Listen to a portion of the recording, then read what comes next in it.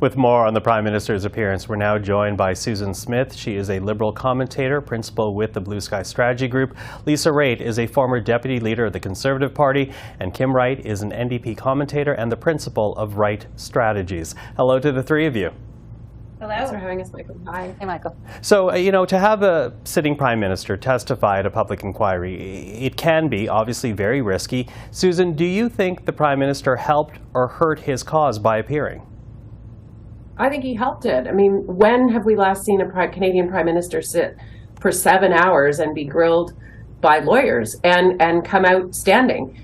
He did. I think the Prime Minister demonstrated very clearly what was at play. I remind your viewers, for anybody who wasn't living in Ottawa, watching bonfires and jerry cans and bouncy castles and trucks without wheels and horn honking, what a horrible situation it was in the nation's capital, the border blockades that were costing us billions a day. So the Prime Minister, and I think this inquiry has demonstrated, that the policing wasn't working. It was a failure of policing, certainly at the local level right from the get-go. There was a massive amount of confusion and no playbook, no way that these demonstrators, protesters, occupiers were being moved, swayed, or dissuaded from doing what they were doing, showing any signs of leaving. So the Prime Minister invoked the Emergencies Act, and he came and did just what our democracy provides for in this case. If you invoke something that's at this level,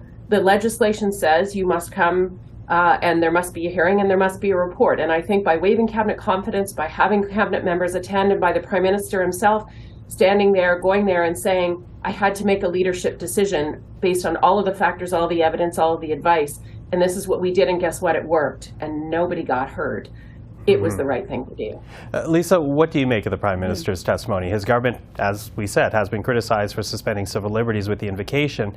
Did he present a credible argument? Did he help his case?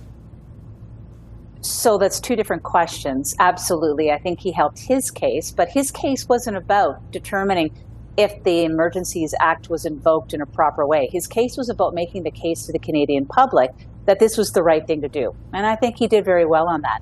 But the bigger picture for me, and the one that I think is of most concern, is whether or not, from a legal perspective, that this Emergencies Act was actually invoked for the proper reasons, hitting the right threshold, and doing it in the way that was meant to be from the legislation as it was set out in 1985. And we're going to have to see how the Commissioner goes through it all. There was a ton of evidence that came prior to the Prime Minister's evidence today. His evidence is not indicative of everything. But what he has done a very good job of is shown that in making the decision, he was reasonable. In his mind, he was reasonable. And that is the test, whether or not it's a reasonable, whether or not it was reasonable for him to draw the conclusion. But Michael, the test is very high. It's threats to national security of serious violence that go to the sovereignty of the nation that no other law in Canada can deal with. Now, you can't really put all that in one word and then say, but bouncy castles. Those two things don't go together. So there's a high threshold. There's a reasonableness test. I think the Prime Minister will be found to have met it all at the end of the day. But I wouldn't expect that any other government should take this as precedent setting. This is dangerous stuff. Mm-hmm. Now, Kim, the Prime Minister addressed the flip side as we talk about this, because he addressed the potential consequence had he not invoked the Act. Before you and I speak, let's take one more listen to what we heard from Justin Trudeau today. The professional public service had made a determination that the thresholds were met, that the use of it was appropriate and, responsible, and the measures were the right ones that we were going to put in it. And I said, no, you know what? Let's wait and see another few days, another week, to see if we really need to do it. First of all, what if the worst had happened in those following days? What if someone had gotten hurt? What if a police officer had been put in a hospital? What if when I had an opportunity to do something, I had waited and we had unthinkable happen over the coming days, even though there was all this warning that it was possibly coming? I would have worn that in a way that we would certainly be talking about in a forum such as this. Okay, Kim, what do you make of that tactic from the Prime Minister in trying to say the act was needed by exploring what would have been had it not been invoked? Yeah, it's a bit of a false narrative, but what is staggering to me as I've been watching not only the hearings and testimonies, but during the convoy itself, this was a slow-moving convoy across the country. It wasn't like it just snuck up on people and automatically showed up. You know, there's a running adage that you could your dog could run away in the prairies. You could see it for 3 or 4 days. That's what we saw during the convoy. And what we saw was a woefully inadequate response from law enforcement, politicians, various orders of government, and how they wanted to interact or not interact with one another. And I get that there was also some, provincial elections that were flying, certainly the climate with the federal Conservative leader at the time, and people not sure how to deal with this convoy that was really taking hold. But this wasn't something that was new. This was not something that they didn't foresee. They just didn't want to react, and until it was frankly too late and too entrenched, which then created additional problems with our largest trading partner in the U.S. when we started seeing border closures.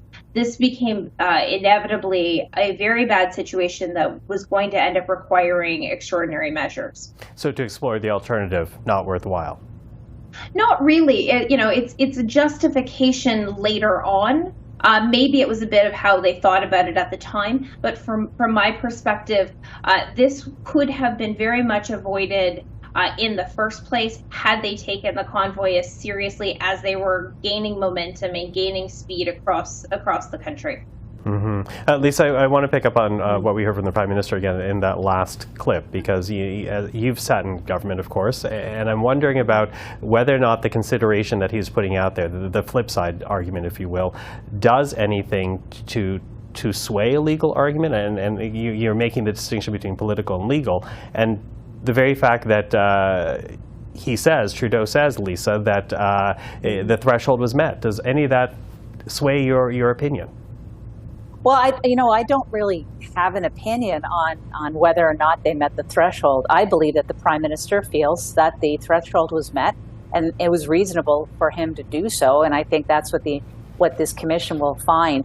Whether or not you can paint scenarios of what would happen if I didn't invoke the Emergencies Act, I don't know how relevant that is to assessing whether or not there is a serious threat to somebody's safety and security in the moment. But that being said, these are all things that went to his thoughts, his mind when he made the decision. They're all appropriate to be considered, and it's up to the commissioner as to whether or not they were reasonable in nature. Mm-hmm. Now, that of course, we're now going to wait for a final report from the commissioner. That's still months away, but ahead of that, Kim, you referenced it a little bit, but I am wondering how you think Justin Trudeau will be judged by the Canadian public for invoking the act. We'll go one by one. Susan, I'll begin with you.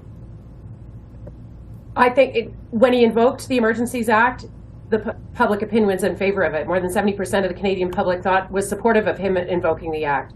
I think this testimony is going to reinforce, and this commission is going to reinforce why it was a good idea. We saw how the commission lawyers have to be tossed out of the room for sort of insubordinate behavior towards the judge. There have been wacky questions, conspiracy theories floated on that side. It's clear that Canada needed the Emergencies Act to be invoked. I remind people as well that it was invoked, things moved, things happened, and the convoy stopped, and then it was repealed very, very quickly. So it worked. I think the Prime Minister's decision will stand, and I think Canadian public opinion in terms of whether or not that was the right thing to do will continue to stand on the yes side. Lisa? No, I think this is going to be looked upon in the future, and legal analysis will go through it and whether or not it was an appropriate infringement on people's civil liberties at the time, after you take out all of the emotion around the convoy and what was happening. And there'll be a hard look at the Emergencies Act. I think that already officials are saying they have to take a look at Emergencies Act, because it's a bit stunning to me that you can invoke the Emergencies Act with such, I would say, subjective points of view as to whether or not there's a serious threat. As Susan points out, there was no violence prior to this. We're talking about only a threat of violence. And as a result, Lisa, it was... Mm-hmm. Lisa, there was harassment of the people that were going on in the streets. I think that the level of intensity, and it was a tinderbox in Ottawa, and sure, people weren't beating each other with sticks, but they were defecating on lawns. They were harassing people who were wearing masks. There was all kinds of, like, the level of potential for violence was unbelievable. I'm an Ottawa resident. I've been here virtually my entire life. I have never felt like this. So I think the level for violence was there. The Prime Minister himself said these people didn't want to be heard. They wanted to be obeyed. They wanted to overthrow the government. What went on in Coutts, Alberta, and what was discovered with the guns and the Diagolon conspiracy folks and where they were going to go, and then the blockade at Windsor, I think the level of activity that was going on across the country very much justified invocating it. And when you talk about quickly running out of time, you have to look at the civil liberties broadly. Okay, Lisa, quick reaction to that. All I'm going to say is if you change the flavor of the protest and put a different government in place, you may come to a different conclusion, and that's the fear that I have going forward. I think it was a very light test that was applied in this case to suspend people's civil liberties. Kim, you got 30 seconds. How do you think Justin Trudeau will be judged? Look, I think all of this conversation about the Emergencies Act invocation is analogous to the use of the notwithstanding clause. If you like the people who are using it, great, have at it, but it gets used. Once it starts getting used, it's going to continue and continue and continue to be used, and not for, frankly, the good of democracy. I agree, Kim. I agree. Well, with that, thank you very much to the three of you. Really appreciate the insight. Susan Smith, Lisa Raitt, Kim Wright, appreciate the conversation. Thank you. Thank you. Thanks, Michael. You bet.